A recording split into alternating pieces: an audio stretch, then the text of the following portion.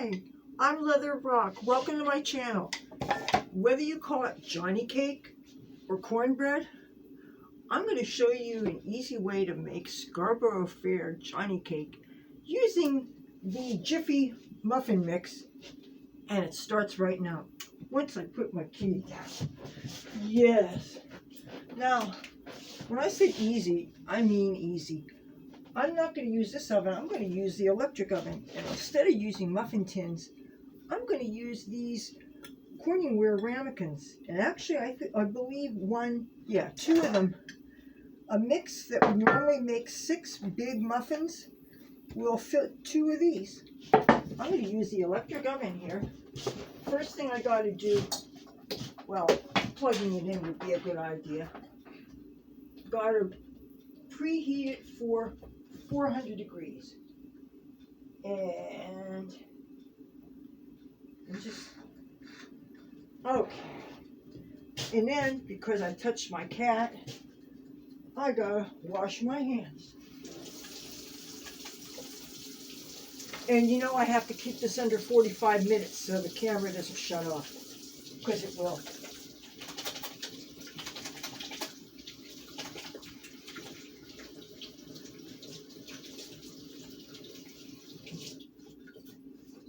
In case you're wondering why it's called Scarborough Fair Johnny Cake, and by the way, this is my invention, is because it contains parsley, sage, rosemary, and thyme. You get extra brownie points if you get the reference.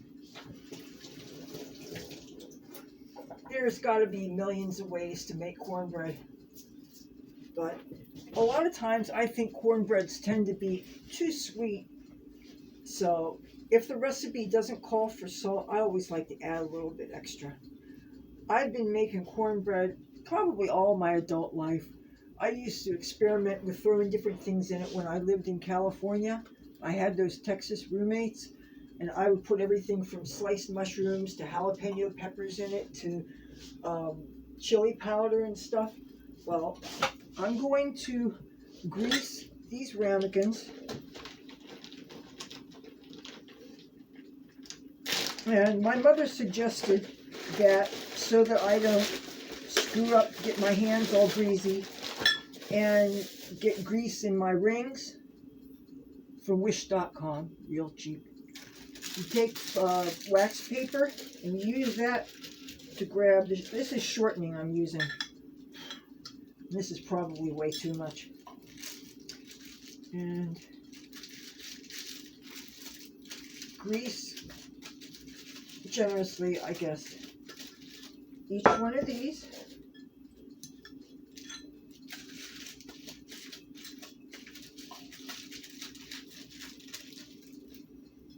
All right, and this is my bowl.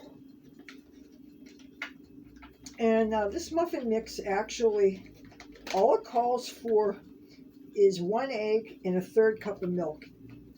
And I actually use powdered milk that is really useful. If you don't use a lot of milk, it's shelf stable.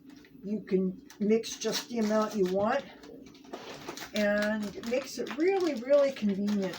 And especially for households like mine where I sure don't drink milk. I haven't drunk milk since I was probably 4 or 5 years old. I've never appealed to me. And if I eat too much in the way of dairy products, it stuffs up my sinuses. So the only dairy product I really will willingly indulge in is good ice cream. And the only time that I would really allow myself that indulgence is if it's just some really, really, really amazing flavor or something.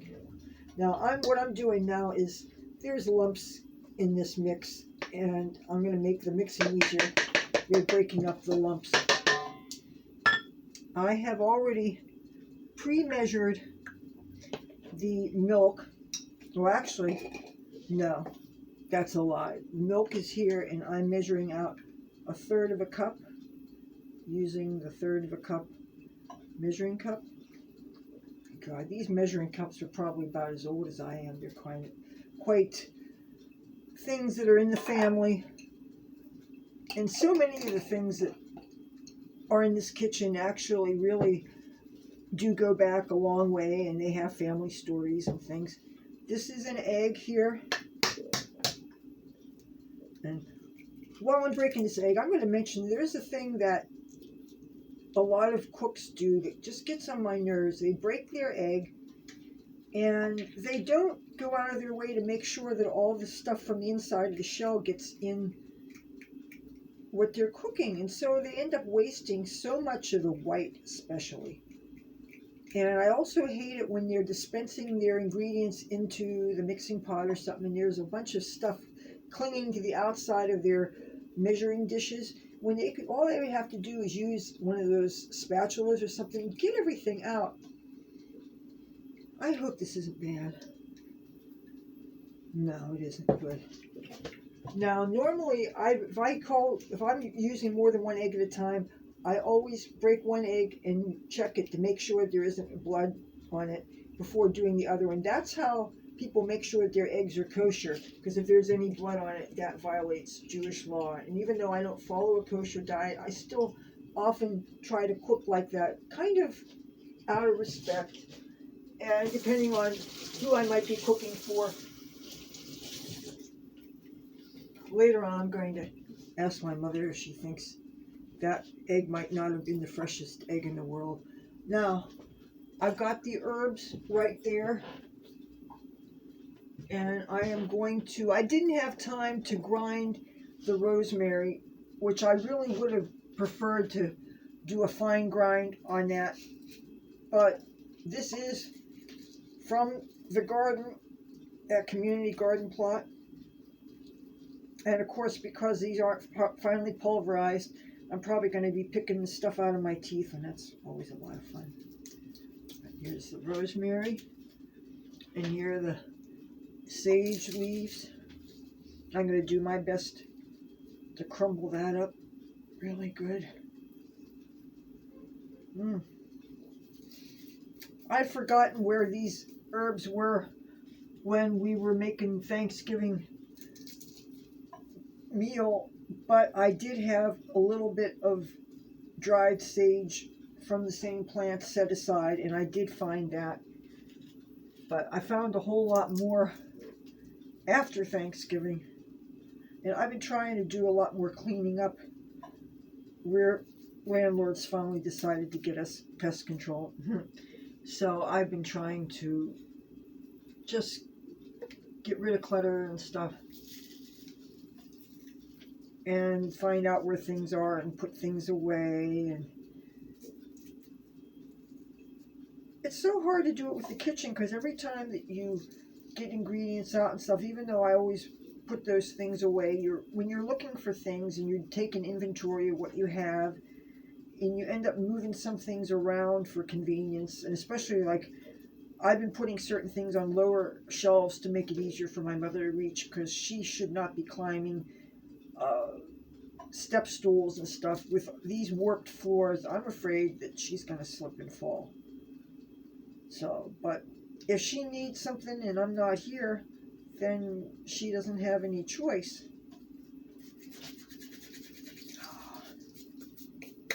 I'm going to mix this.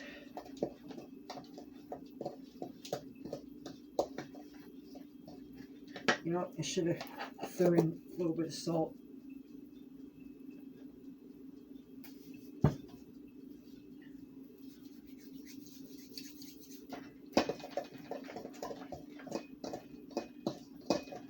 My biggest critique of corn muffins is they always tend to be too sweet.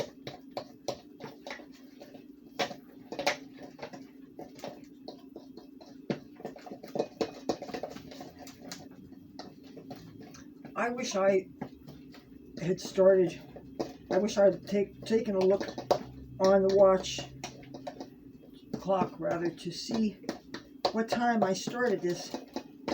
If this camera shuts off, I'm going to be really perturbed. Now the directions say to mix till combined, but to allow for some lumps. But it also says to let it sit for about 3 or 4 minutes after mixing to allow the crowns to develop on the muffins. And since I'm not using muffin tins but using this, it'll give it a little bit more volume.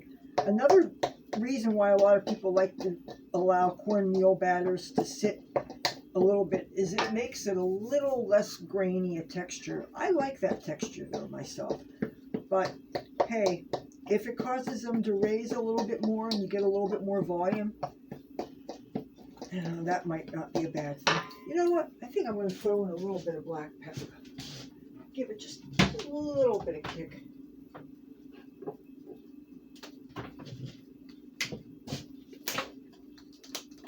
One thing I don't particularly like about this particular stuff is it's really finely ground and the holes are kind of big.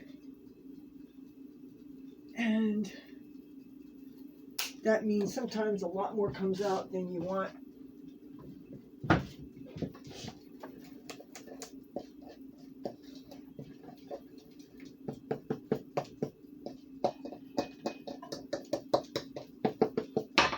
And the baking time for this is supposed to be 15 to 20 minutes. Or actually, yeah, 16 to 20 minutes if you're making the bread.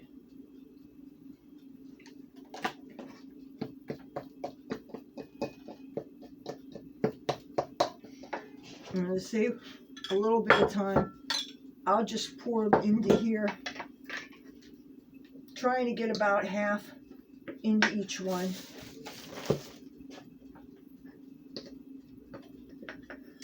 Got 2 cat hairs on this. I wonder why. Oh, Cassie has been getting on things. I'm telling you, she's always drinking out of some kind of standing water. Oh, damn cat hair.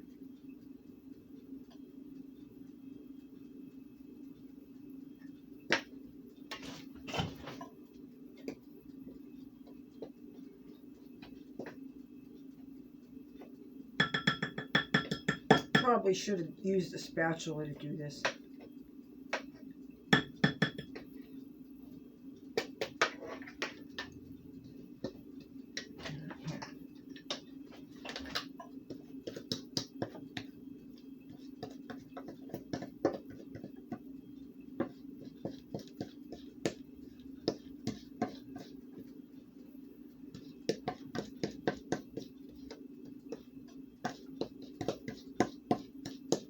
The funny thing about me making this right now, late last night, well not late last night, because I was actually up till 5:30 in the morning, my mother had said that she was thinking she would really like to make cornbread for breakfast, because I actually scored 5 containers of this Jiffy mix last week. And I said, you know, at that point I hadn't yet decided on what I was going to make today. And I said, why don't I do this for my YouTube channel, since the camera shuts off at 45 minutes. It's really hard to find things that you can make from start to finish in that time frame. And when I saw that it was maximum of 20 minutes, I said, okay, guess what? This will be what I'll make today. And if all goes according to plan, I will get this done in time. I can't believe the last video I did was just within 7 seconds of the camera shutting off. And I wasn't looking at a clock. I wasn't close enough to the tablet to tell if I was close to the end or not. There is no countdown when the video is running, unlike with my laptop computers when I film with them. So you don't have any way of knowing how close you are to when it shuts off. You're totally doing it blind. I had such a hard time taking the thumbnail images for this. The countdown thing wasn't working. I was determined I was not going to make my mother come into my room and risk her falling on the cords or something. because she was, the last time she tried to take a picture, matter of fact, she flipped the shutter for the thumbnail for the previous video. And the thing is, she didn't have a cane with her. And her hand shook, and I wanted to get a lot more of a full-length view, but that's not the position that the tablet was. It wasn't up and down enough, and you saw, I usually use as a guide that star and that circle, and you shouldn't see more than maybe an inch or two of white above that if you're going to get the most of my body in. But she didn't want to lose her balance, and obviously the older you are, the more dangerous a fall is, and I couldn't have her risk that. So but when I was setting up the shot in the which you obviously saw, the best one, the tablet fell behind the stand-up desk 3 times, and I cussed like a sailor, and I raised my voice and all that, and I knew I was being an ass, but I was pissed off, and I was swearing up and down that I was going to go take her credit card and go charge a computer, and just talking a bunch of shit, and just, I mean, come on, you know, you're pissed off and you're angry and you're frustrated, and you realize that you're trying to make a piece of tech work, and it's just really not the kind of reliable thing that you're used to. When you have a Windows PC, they just seem to do what they're supposed to do. I imagine you Mac heads say that about your Apple products, and I would love a MacBook Pro too. I would love to join the Apple church. But it just seems to me that their products are so expensive, and you can't add on to them without screwing up the warranty. Even though if you get an older model that's out of warranty, then I guess you could do whatever you want. But they're hard for people to fix, except for sending it back to them, because they don't have the schematics available, so that most mom and pop repair shops can fix them for people. So they're expensive to repair. But the people I know who have them love them. You know, I always thought their laptops didn't quite have enough hard drive space. But I was lusting over the iPads, the very biggest, highest capacity one with like the terabyte of storage. And I think it was a big 10-inch square. I mean, a real 10-inch, not this tablet that I had. I thought that it was called the Amazon Fire HD 10. I thought it was because it was 10 inches, and it looks like a measly 7-inch, you know, it's like half the size of what I expected. And I paid like 4 times what I expected to pay too, because I was hoping for the $44 special that I'd heard about. You know. But the thing is, I felt really pressured into making a decision really quickly and buying on as close to Cyber Monday as possible. Plus, the longer I waited to make a purchase, the longer it would take before I was able to make content again, and I didn't want to leave you guys hanging. You know, I hate not being able to produce video.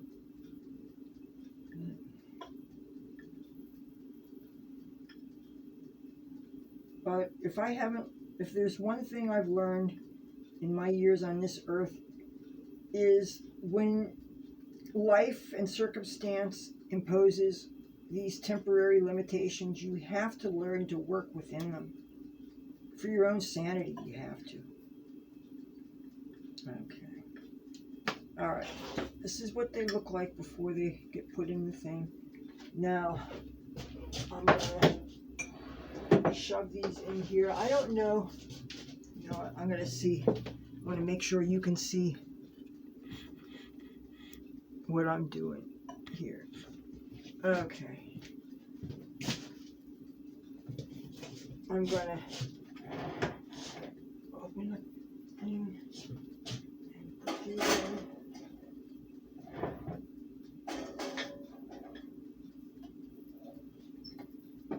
I'm going to put the timer back to 20. And since I can't edit on this thing, let's hope the camera still goes on for the 16 to 20 minutes. And we can talk. Boy, I got that in. I almost thought it wasn't going to happen. I almost thought I wasn't going to get to make this video today. There. Wow. All right. So now I can move this back here a bit. Oh, let me show you this little Christmas tree thing. This was actually another found ornament I found over the summer. I think somebody discarded a big bag of stuff, and mostly it was groceries. And I'm not averse to doing a little freeganing if it suits me and if I know that there's nothing wrong with the food. Heck, I've been doing that since I lived in San Francisco, you know. It's only the recent 2 or 3 years that I learned that there's a name for it. I'm going to show you something.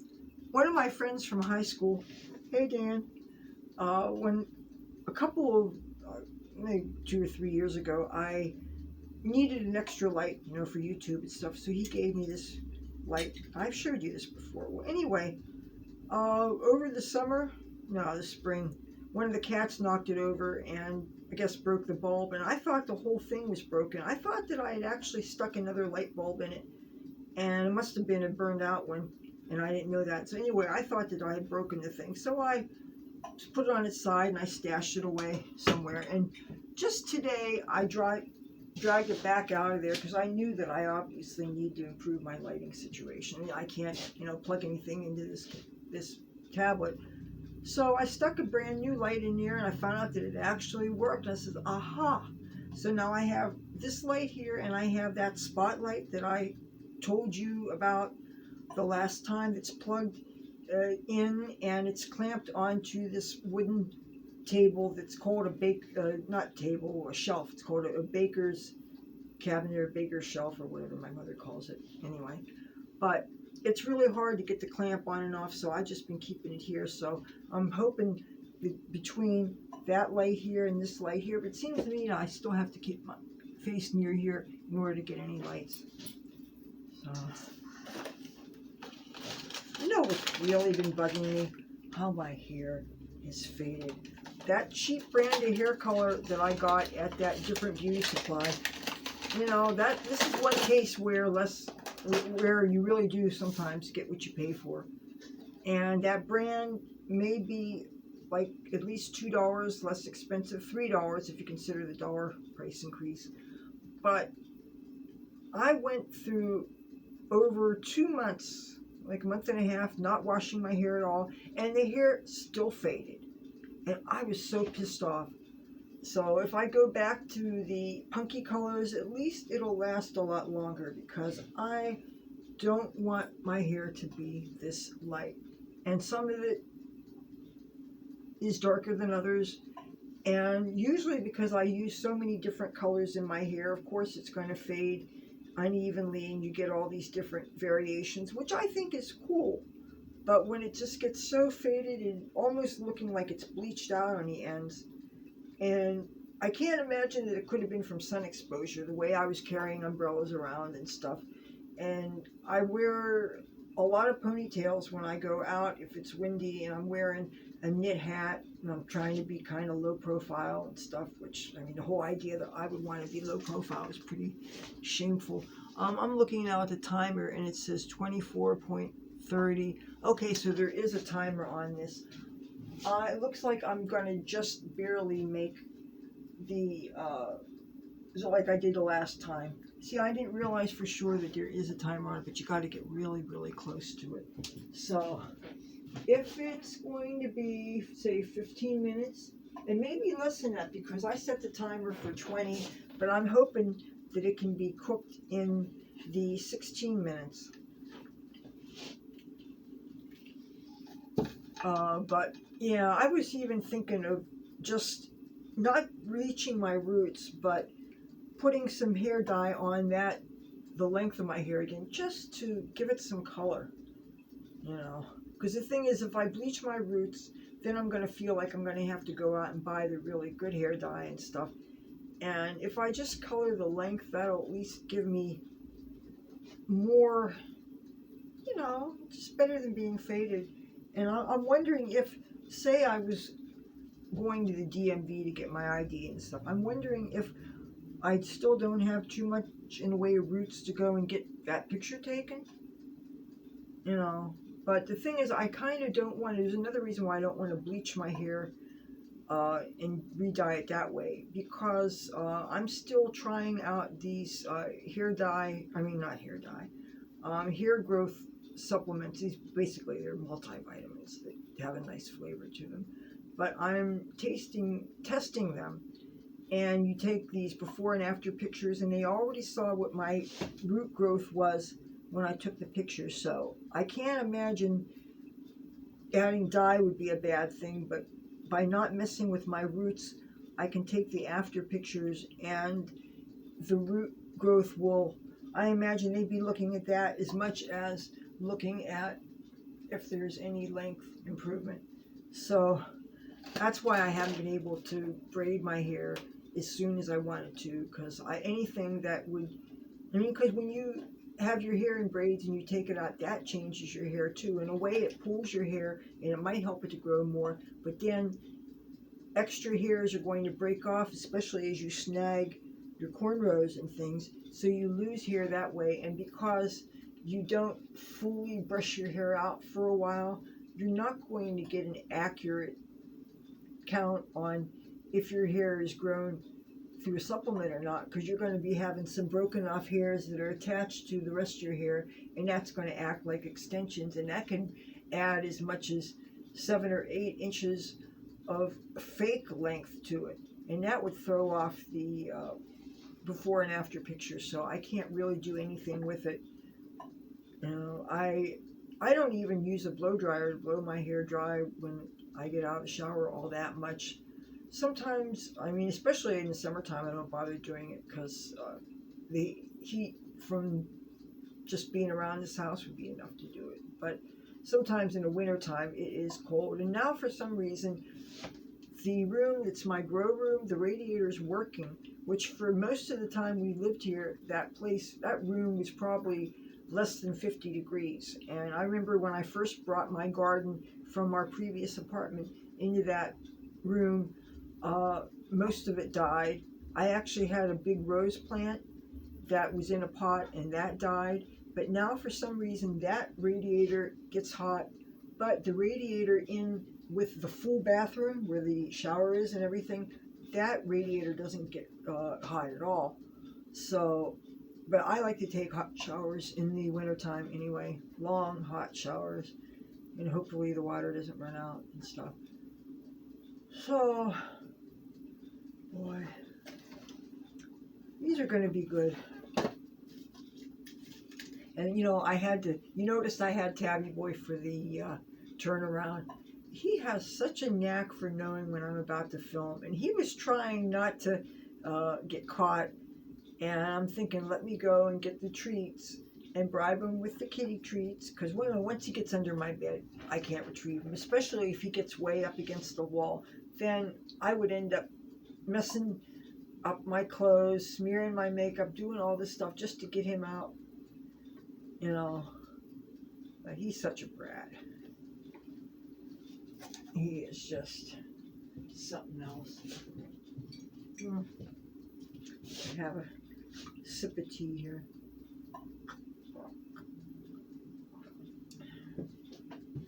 Let's see what the time looks like. Okay, according to this, we're approximately at the 10-minute mark here. I haven't really started to smell anything. Usually, the smell of the baking things gives you an idea of how far it's come along. I want to get something to test the doneness. Usually I like to use toothpicks, or if I can't find a toothpick, chopsticks work also, because I think it's important to use something that's wood, something that's absorbent. So, and this this is where you keep the wooden chopsticks, yes.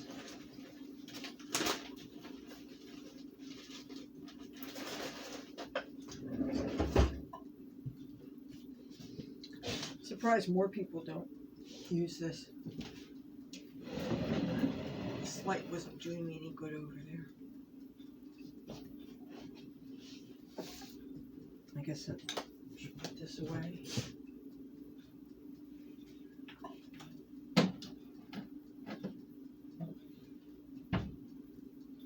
Oh, look what I got today. Fresh lemons. And they're organic too. You know what I'm going to do? I'm going to wash them anyway, and then I'm going to freeze a lot of them. That way they don't go bad. It's a real treat having fresh lemons and fresh limes. And last time I had limes, that's what I did. I froze them, put 3 of them fit one of those fold over sandwich bags. I popped them in the freezer. And when you know that they've been washed ahead of time, and especially considering that they were organic also, and I don't go out of my way to buy organic produce. Usually the cost is so much more, I can't justify it. But if it's the same price as the non-organic, of course I'm going to get organic. And that organic can be safer when you're using something that you're using the outside of. I mean, if it's something that all you're doing is peeling it, then maybe it wouldn't matter, because I would guess most of the pesticides and things would be on the outside. But with lemons and limes, if you want to use the zest and you want to grate that, then you want that to be as free of toxins as possible. So by freezing them, I'll have them, and that will last me quite a while. I thought that was a real treat. Let's see what else I got. Oh, this is interesting. This is bread made in the shape of a wreath. It says herb wreath bread. I was joking with my mother. I said, "Oh, I got us a Christmas wreath," and I'm sure she was rolling her eyes, thinking, "What we need is more junk, right?" But I hope it's good. I imagine it will be. But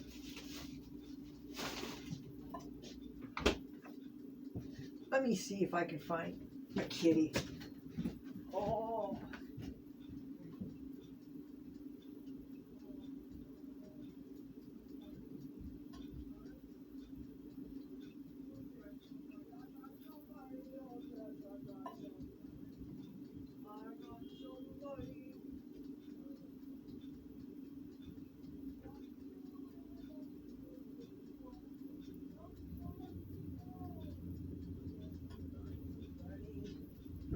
I got somebody.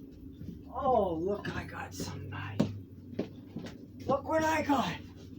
I got a 2-for-1 deal. Oh, no. Look what I got.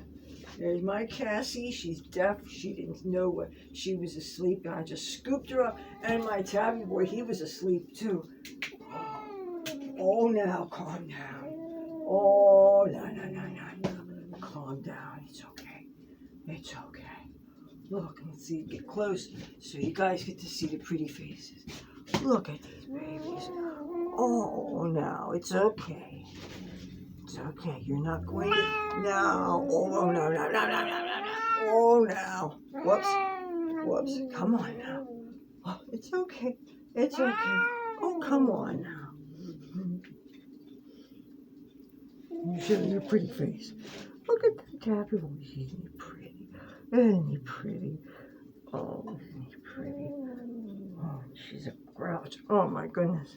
He was so miserable. Cassie? All right.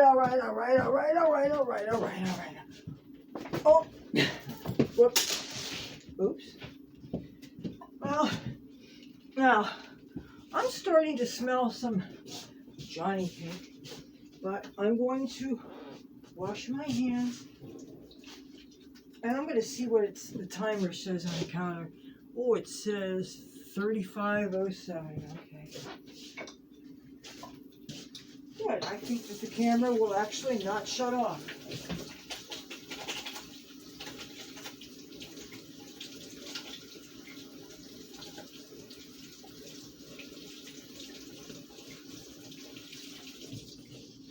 I brought my kitties home some turkey for lunch. I mean, these cats do not starve, okay?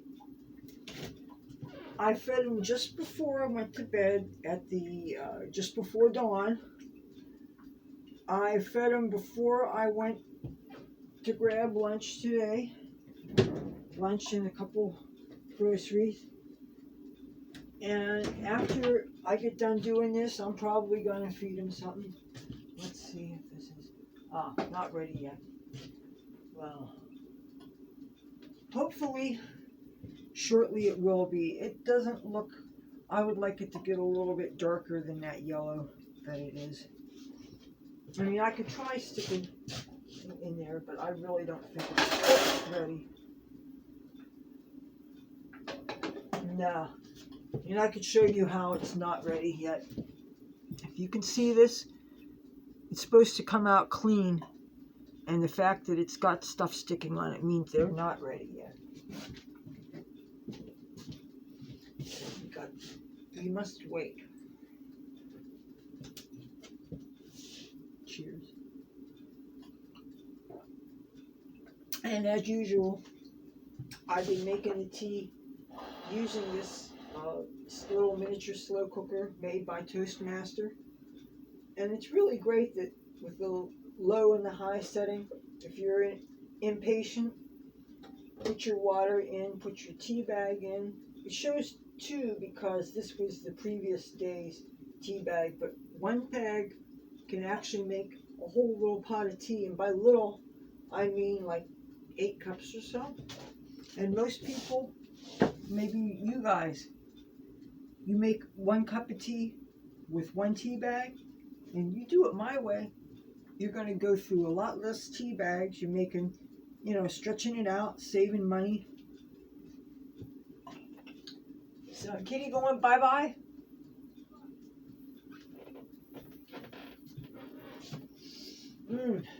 I'm starting to smell it. I think when the dingus goes off, it should be ready. It looks like maybe 3 minutes to go. I better get the butter out. I have to be really careful with butter. I cannot leave butter unattended in this house. Cassie, she makes a beeline for it. I mean, I've never met a cat that was so butter obsessed than that cat. She's a vulture. She's a trip. I imagine a lot of this must be survival skills, how she's dealt with the world. There's so much that I will never know about that cat. We're guessing maybe she was the runt of the litter, and if she was always deaf, having to deal with that while you're getting food and stuff and making your way in the world, I will never really understand what that's like. Cassie. Oh, pretty girl here. I gotta steal a kitty. Oh, stealing a kitty. Stealing a kitty. Stealing a kitty. Oh, yes. Complain to all the people. Tell them, oh, no, she won't leave me alone. Oh, no. Oh. What? You want to tell them all about it? There. Talk to the camera. Talk to them. Talk to them. Just don't pass gas this time, okay, Cassie? Boy, it's a good thing she doesn't like beans.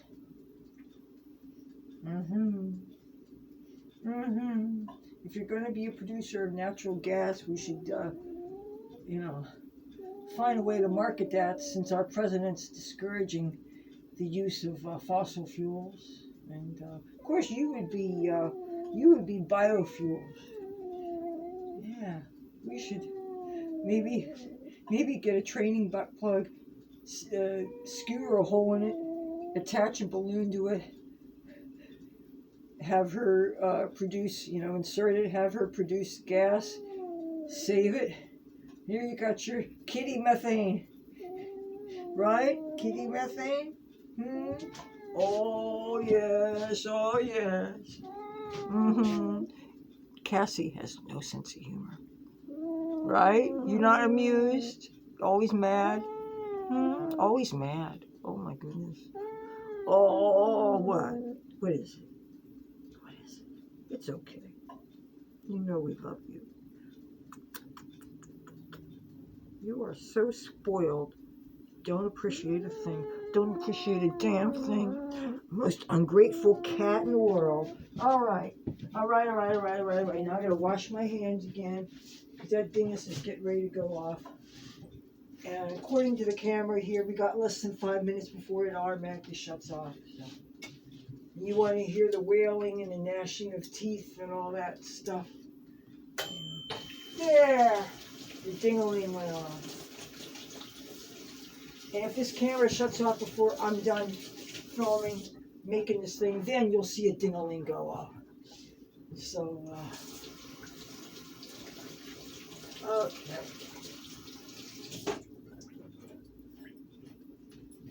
Dry off my hands. You know, just before I went on video, I'd forgotten that I was using the electric oven. And I'm thinking, okay, because I wasn't gonna do any preheating until I turned the camera on. But when I opened up the oven door here, I saw all this bakeware and stuff, pots and pans. I'm thinking, you know, you have to take all that out, obviously, before you use the oven. So then I remembered that I was supposed to use this. Okay, now this color looks a lot more like it. I present to you Scarborough Fair Johnny Cake. Do it without burning myself. Oh, look at this.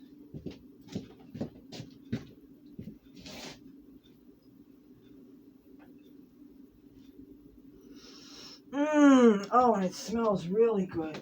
Now I'm going to set this on the oven and grab the other one.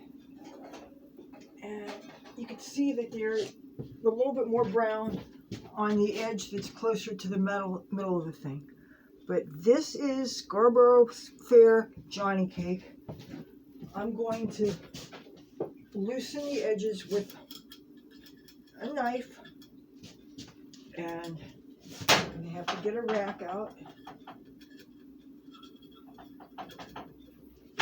And the racks are right here.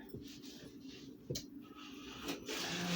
put this right here. And hopefully it will come out without much drama.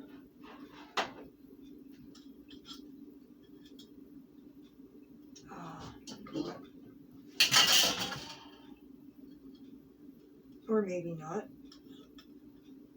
Okay. Okay.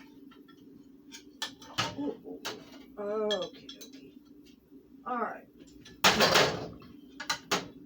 I will show you what this looks like.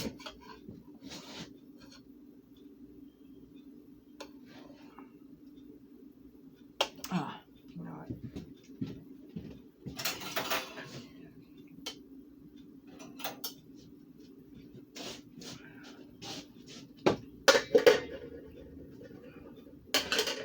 Watch me burn my hands. Okay, let's see.